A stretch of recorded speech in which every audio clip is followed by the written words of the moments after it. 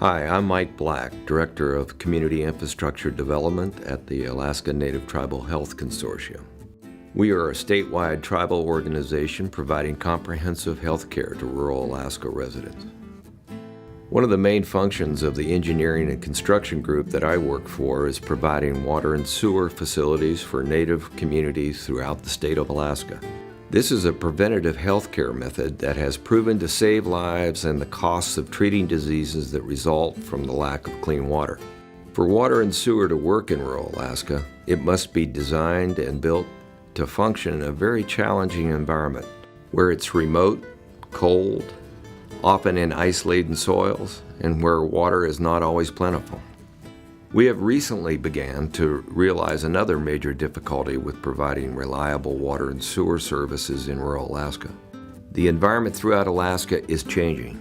The primary environmental changes are permafrost thawing, erosion along rivers and shorelines, and flooding. It is most obvious in western and northern regions of the state. Those changes have challenged the ability of our engineers to design and build in a way that can ensure that the systems are able to be maintained and remain affordable to our customers. Hi, I'm Francine Moreno, Business Manager at ANTHC for the Alaska Rural Utility Collaborative. Our partnership with each community's local, tribal, and city governments who continue to own their water and sewer system develops ways to keep the critical infrastructure operating and efficient. Our engineers and maintenance specialist team partners with local operators to keep the systems operating and maintained. In western Alaska, which is about the size of Texas, there are a number of communities where systems are vulnerable to the rapid changes in environment, particularly permafrost thawing. Because structures in this region depend upon piles as a foundation type, any melting of the ice that underlays the green tundra mat can affect the stabilities of homes, larger buildings, piping, and other structures. The results of these changes threaten the infrastructure through shifting foundations and differential settling of piping and buildings they serve. I'm Misty, at work known as Michelle Matthew. I'm the city administrator for Quinnahock. Quinnahock has a population of 745, and I believe there's 128 households.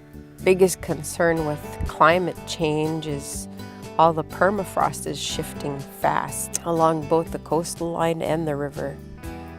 A lot of houses that are being moved out of their foundation, water pipes that are, moved from their original placement. And homes like the building that we work in, there's a lot of cracks inside the building.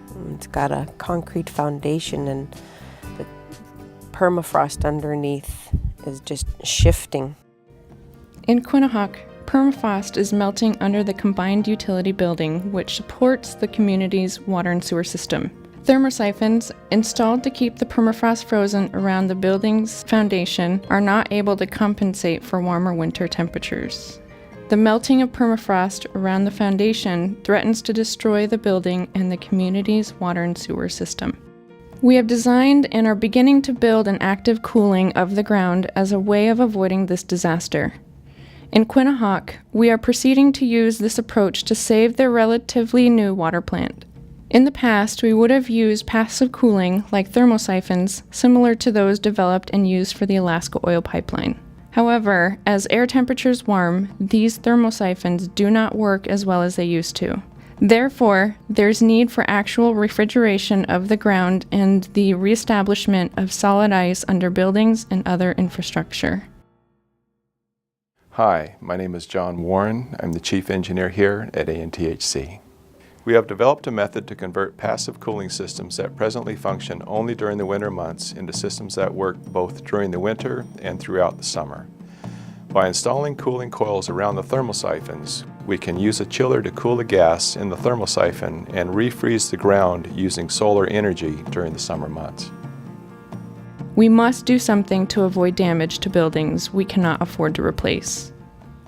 In Savunga, permafrost is melting under the water and sewer mains, which provide the community with drinking water and sewer services.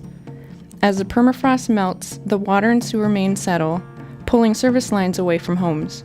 This leads to frozen lines and homes without water and sewer service in the winter. My name is Myron Kingikak. I'm from Savunga. My Eskimo name is Nunahak. Mayor of Savunga, we got about 100 homes in Savunga. Just about every homes are hooked up with water and sewer. Permafrost is affecting our water lines because it's melting pretty bad every year. Hi, my name is Scott Kingikuk. I was born and raised in Savunga, and now I work at the Savunga Water Plant as a lead operator. I manage and maintain the water and sewer system in Savunga.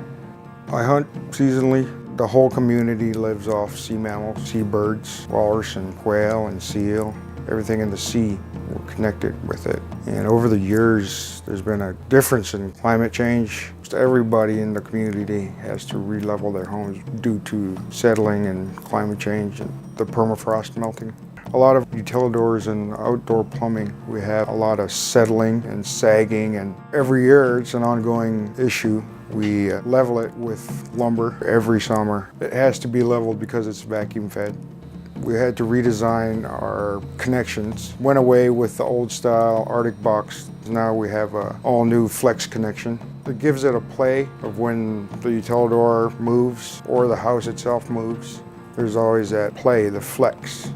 Elmer Rocco grew up on St. Lawrence Island in Savunga. Drawing from his experience with shifting foundations, Elmer spearheaded and helped develop an innovative, flexible water and sewer connection that accommodates stresses and reduces damages. All the homes here need to be redone in the future with flex connections. Hi, I'm Max Goggenkem.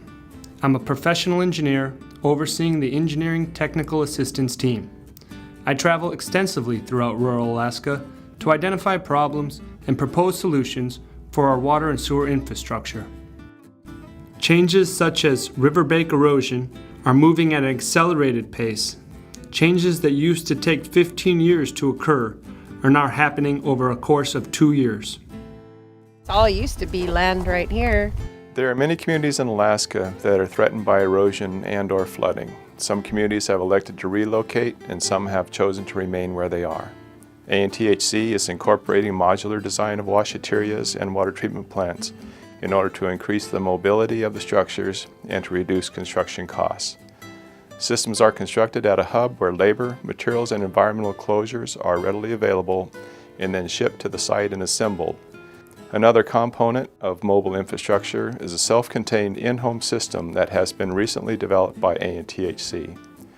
This new system doesn't rely on piped infrastructure and can be easily moved with the home out of harm's way if needed. The new system is called the Portable Alternative Sanitation System, or PASS. With the longer season of open water, there is more opportunity for erosion and flooding of the villages bordering the oceans and the rivers. Late fall is a time of storms on the western Alaska coast. The ice is melting big time. The climate's changing, we hardly have snow. Our weather's getting warm, same like every year, and we don't get thick ice like before. When the ice comes in, that protects from salt water, high waves all the time. In the case of Kotlik, a November storm pushed partially formed ice into the village and caused devastating damage to their above-ground water and sewer pipes. These ice-battering rams were pushed in by the wind and waves and completely destroyed 2/3 of Kotlik's water and sewer system. Kotlik's system was rebuilt, and the pipes were elevated to raise them above the water levels we will expect return to the village from late-season storms. This is pushing us to change our design philosophy and take lessons from the Alaska Native people, who have lived with flexible, mobile, and agile infrastructure for thousands of years. If we can fully embrace this design paradigm, I believe we can be successful in providing sustainable water and sewer infrastructure in rural Alaska. We don't have all the answers to the cause of climate change or all the remedies to the infrastructure being affected, But we are making changes to the way we build community water systems that are threatened by a changing environment.